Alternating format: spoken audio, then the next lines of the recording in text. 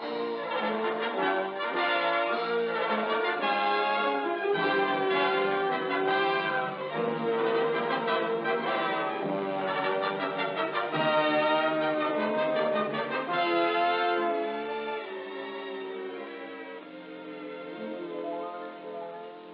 microphone is simply an electrical ear, the ear of the broadcast listeners.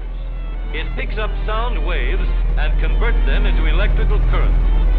The operation of the microphone is very similar to the telephone in your home. Any sound, such as music or a voice, pushes this metal ribbon back and forth, causing a corresponding back and forth movement in an electrical current. When I say 1, the ribbon moves back and forth. Watch again. 1. This action of the ribbon sends an electrical current along the wire that leads from the microphone. If I say 1, 2, 3, 4, the ribbon dances back and forth a lot of times and sends a lot of different currents down the wire.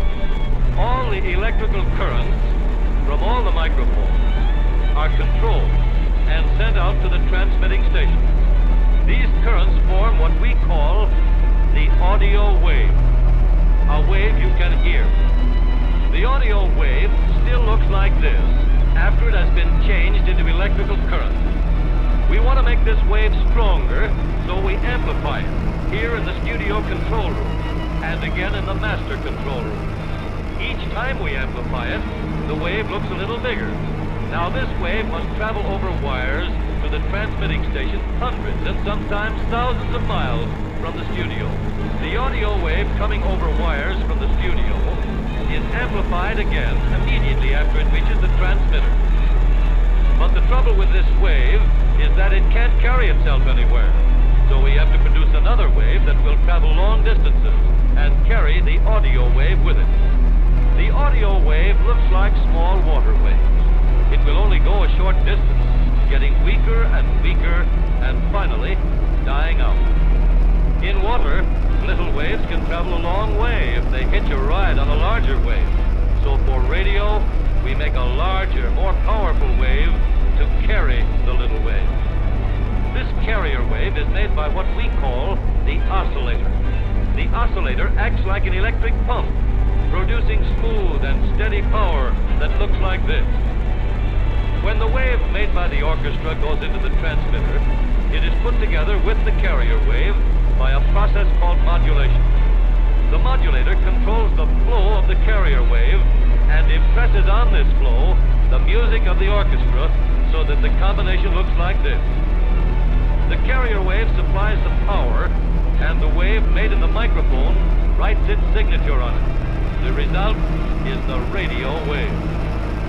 Now comes the job of making this radio wave strong enough so that it will get to your radio. In order that you may hear it, we have to amplify the current in these big tubes, gradually, through several stages. In the first stage, the wave looks a little bigger. Then it gets still bigger, more powerful. And finally, it thunders out of the power strong enough to carry it over a wide radius. This radio wave is then sent to the antenna from which it is released. It leaves the antenna as vibrations and travels in all directions with the speed of light. The wave spreads out for hundreds of miles, and finally, your own aerial picks up a small amount of the original vibration. Radio waves from many programs are being picked up by your radio all the time.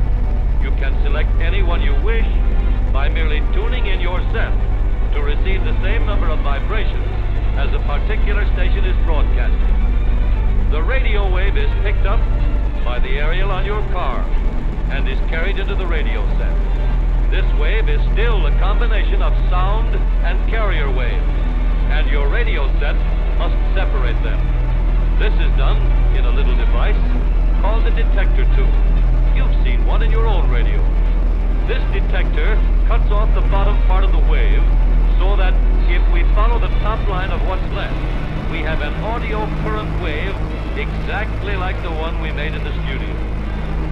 Then the other tubes amplify this current, and as it reaches your loudspeaker, It moves the diaphragm back and forth and is translated into a very good likeness of the sound you would hear in the studio. Listen.